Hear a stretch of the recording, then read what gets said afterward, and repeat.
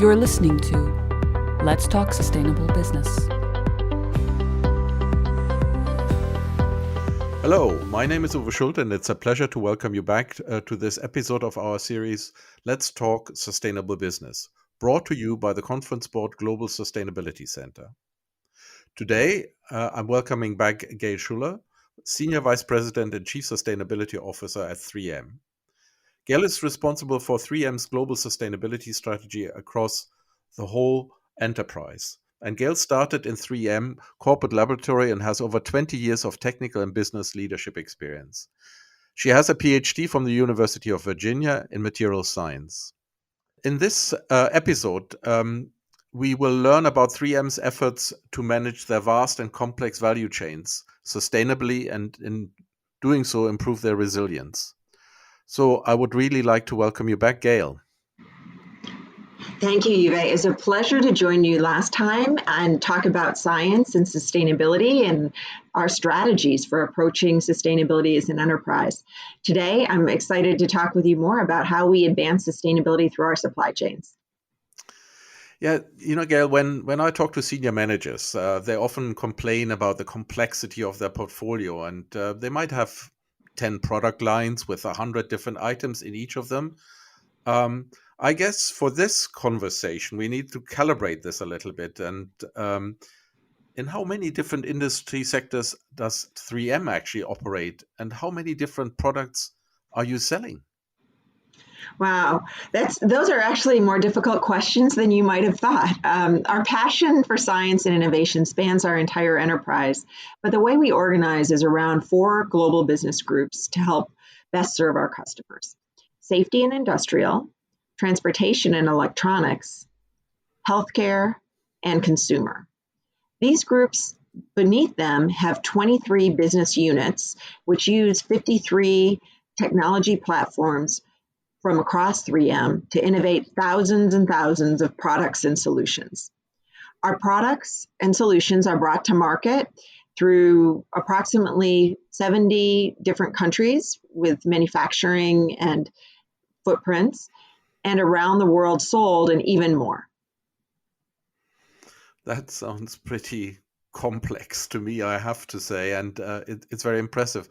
One of the things I took from our last conversation about science and business, the passion you conveyed around science and the clear integration of science into 3M.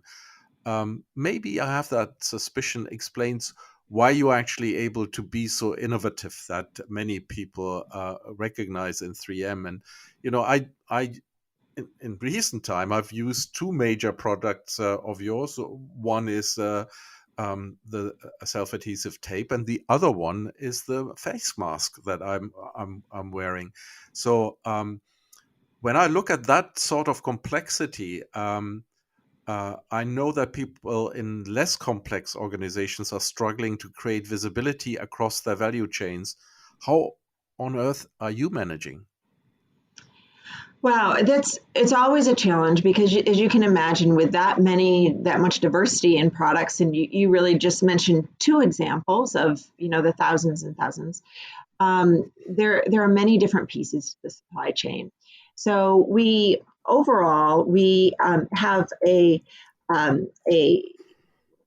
a sourcing policy and practices that we engage for all products and all suppliers. It's called our Supplier Responsibility Code. And so we send out annual communications each year. We engage in our meetings with those suppliers about all of the key expectations that we have for the Supplier Responsibility Code. Then we prioritize across the portfolio of raw materials that we purchase, ones where it's important for us to do specific deep dives across sourcing classes. And one that comes to mind is the work that we've done in the pulp and paper area, where we've gone deep, working not only with our first tier suppliers, but with tiers beyond that, because we start with each of our first tier suppliers across the board with what I described with the supplier responsibility codes, annual communications, touching base on key responsibilities. But then we choose to go deeper, much like we do when we were talking last time about our carbon footprint, choosing where the biggest impact can be made and where maybe there needs to be some help across different suppliers. So one good example would be our pulp and paper area. Now that's something that very close to my heart. When I was still in a fast-moving consumer goods company, I remember traveling all the way to Indonesia and seeing how these plantations were destroying the natural habitat, and therefore going beyond tier one seemed to be very important. But I also realized there and then how difficult it was. How do you do that? Well, it's certainly a complex challenge. We believe that there's a couple key places that we start. So we've looked at, as you've described, getting back to where the actual harvesting location is, and that's very challenging in our supply chains. The first step is to map our supply chain from pulp and paper mills down to the source of harvest. And so we started doing that back in 2015 when we first established a public pulp and paper sourcing policy. And so the first step was to include this traceability as a requirement in our policy for all of our suppliers. Then we began developing tools and resources as well as training our suppliers across the world on it. One of the early challenges was about getting our suppliers to be comfortable sharing this level of information. It wasn't a common request at that time, and I'm still not sure if it is now, but it is an expectation for us. And so we've been working for the last several years to help make that happen, and we've seen significant progress. As they've learned how we work with them, as they've seen the value of it, they've been willing to share more and collaborate more, and it's become, I hesitate to say easier, but at least more manageable. We have a global cross-functional team that works to implement the policy across all regions of the world.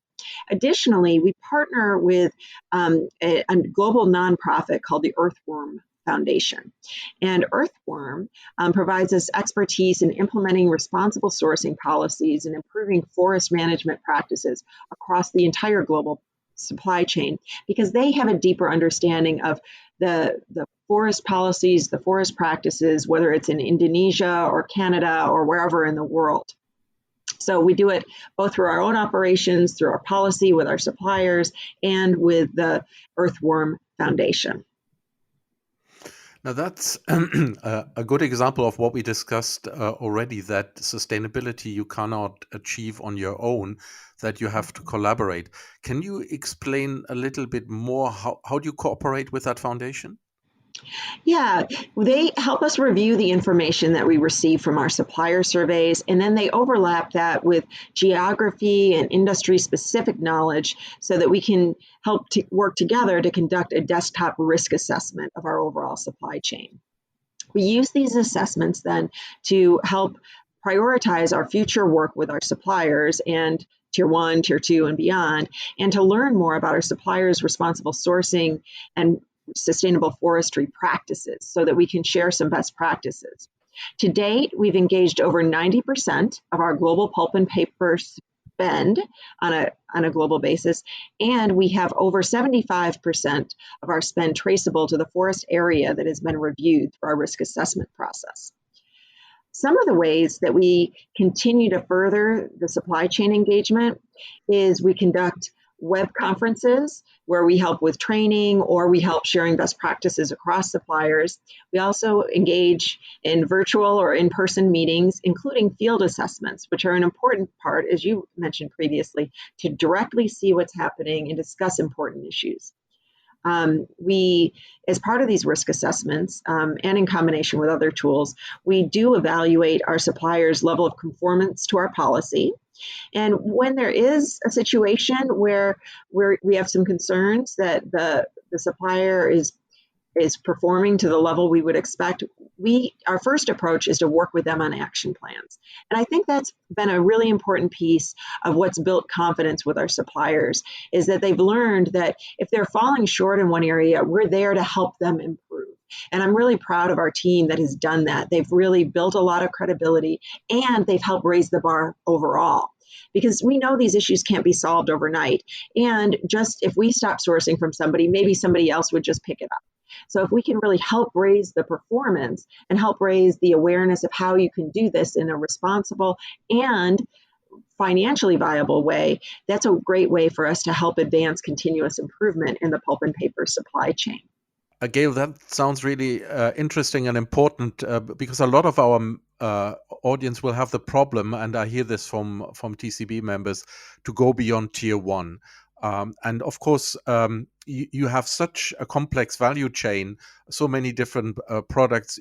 You have chosen the path of focusing where you dive deep. And I think that's an important learning in itself. But you mentioned that suppliers actually see the value in this deep dive. Can you explain a little bit more where, from a supplier perspective, is the benefit? Absolutely. And I think early on there was maybe some questions about that. But as we've developed over the last several years, we've now mapped a significant part of our global supply chain, particularly in the pulp and paper space. And it's now becoming rare for us to find any new pulp or paper mill around the world that hasn't been identified someplace in our supply chain. So when we engage those higher tier suppliers, we always start with a direct supplier. And in many instances, we have multiple suppliers coming from that mill. But then bringing more parties along in our journey helps us communicate the expectations and drive overall improvement. So, for example, we're starting to connect different suppliers who are sourcing fiber from the same area. For example, last November, we co-hosted a webinar for our suppliers sourcing material from British Columbia. It was important to bring multiple companies together to discuss the overall landscape, the collective challenges that they face, our expectations, and to really talk about how we can work together to transform the overall supply chain and lift the performance of the overall industry. So putting our efforts, we're seeing areas where these efforts are being put into policy implementation across overall supply chains. Suppliers who did not previously have responsible sourcing processes or policies are developing them. We've also seen suppliers enhance their existing policies and build due diligence systems and management systems into developing their own traceability systems. So they're really advancing their own practices. We've even had suppliers invite us to visit sourcing areas that have complicated challenges, so we can join them in discussions about how to improve overall. So there's more and more that can be done together, sharing those best practices, learning from each other, and really raising the performance of the businesses and the industry overall. Yeah, and pulp and paper is a good example, and it's interesting how you approach it. What I'm wondering is, can you apply these learnings to other value chains in your business? Absolutely, and we are. As we mentioned, it's about prioritizing, whether it's about a specific part of our manufacturing processes or specific target supply chains of materials that we source. So we talked about pulp and paper. Another example is conflict minerals. We do apply these overall principles to all of our suppliers, but we particularly identify areas where there may be some risks or impact that we can help advance. So overall, I mentioned— Gayle, can I just, Gayle, sorry for interrupting. Go ahead. I'm always thinking of the audience. We very often use jargon, and let's be very careful. Conflict minerals. Okay. What do we mean by conflict minerals? Yeah. So when we talk about conflict minerals, we're really looking at specifically sourcing suppliers where we have content associated with tin, tantalum, tungsten, gold, and other materials of concern. Other people would, for example, have cobalt on that list, but you don't. Okay. Yeah. Okay. Yeah. So we in these cases, we're working with our tier one suppliers to identify smelters or refiners associated with the minerals being sourced, and then determine their country of origin, whether or not they've received and passed a third-party environmental or social compliance audit. If there are concerns or risks in the process, we work again, like we talked about before, with the suppliers and the smelters and refiners to help make sure that they're meeting our expectations of what a responsible supplier should be. And we work with them as part of what we do across the portfolio, whether it's with pulp and paper or conflict minerals. We have the supplier responsibility code. We also have a responsible minerals policy for our program. And we do annual outreach. We have global contract templates that we use around the world and make sure that we have terms, conditions, and supplier engagement approaches that comply with all applicable laws, policies, and our responsible minerals approach. What I'm hearing from you, Gayle, is a very interesting aspect. It is what you've done is, at least in certain areas where it matters most for you, you've created more visibility across your whole value chain, not just tier one, but the whole value chain. And I'm wondering, the new thing that everybody is talking about is supply chain resilience. Is that work you do in order to improve your sustainability performance, be it environmental or social, does that also help your business to have a more resilient value chain? Yeah, it's really interesting. There's a lot of discussion now about enterprise resilience, supply chain resilience. Fundamentally, I think that this is a natural evolution of good business practices. So we've long had the philosophy, the approach of producing and sourcing where the product is being used. So regional self-sufficiency is a term that we used at some point. And the idea is that we can be sourcing locally, we can be manufacturing locally, and supplying locally. The pandemic has brought this to light in a whole different set of ways. We produce N95 respirators. You mentioned your face mask. We produce different types of personal protective equipment all around the world. And when the pandemic first hit in China, we had a significant manufacturing capability in China that was fully loaded and fully ramped up to produce in China. Similarly, in the United States and Europe, and growing more and more with operations and efforts in other countries around the world. And it's been a very important piece of sourcing to know that we have second sourcings, to know that we have local sourcing for across our portfolio. It always has been, but I think increasingly now, whether there's challenges of a global pandemic, challenges of risks in supply chain of all varieties, or even climate challenges, which could wipe out one supplier, it's really important that we have resilience in our plans for being able to produce. If one supplier were to go down, if one region of the world has a particular impacting event, really that global resilience is a very important piece of our business strategy.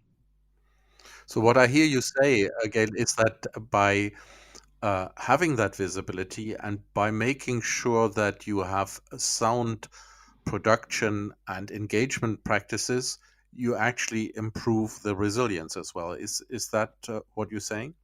I believe so. I mean, like many things, resilience there's a whole spectrum, right? And there's times when, there's parts that are most challenging, there's parts that are least challenging. And that gets to that prioritization that we've been talking about, where if we have a situation, we have a single source of a critical material, we put a lot of attention there, where we think that there's maybe some risk from a social or an environmental perspective, we put a lot of attention there. And those are really important factors for us when we think about both the immediate viability of our business, but also the long term. Yeah. And I think what we've seen in the pandemic is that people are starting to realize addressing social issues is not just to be a good citizen, but it also makes good business sense because people in very difficult, precarious working conditions under the conditions of a pandemic will not be able to work, and then supply chains break down. So these things are very interconnected, and I think we are starting to understand that better. Totally agree. Environmental, social pieces come together very strongly in the sustainability space. And in order for us to go along those ambitions of the Brundtland Commission or this idea of future, we need to live in ways today that can allow future generations to live well also. So I think we need to be looking at all of those different components. Yes, locally, but also globally, environmentally, and socially. Yeah, thank you so much. And it was great for you to share these insights with us and explain how the collaboration with suppliers works for you. And I think it's inspiring to see that you can make it work beyond tier one.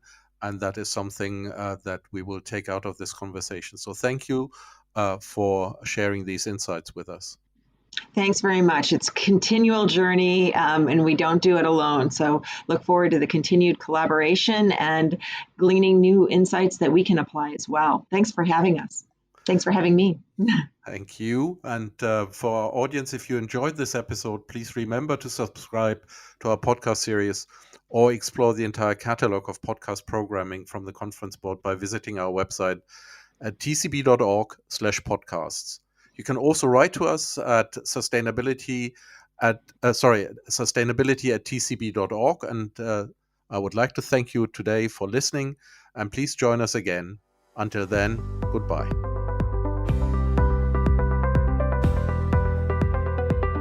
That was Let's Talk Sustainable Business.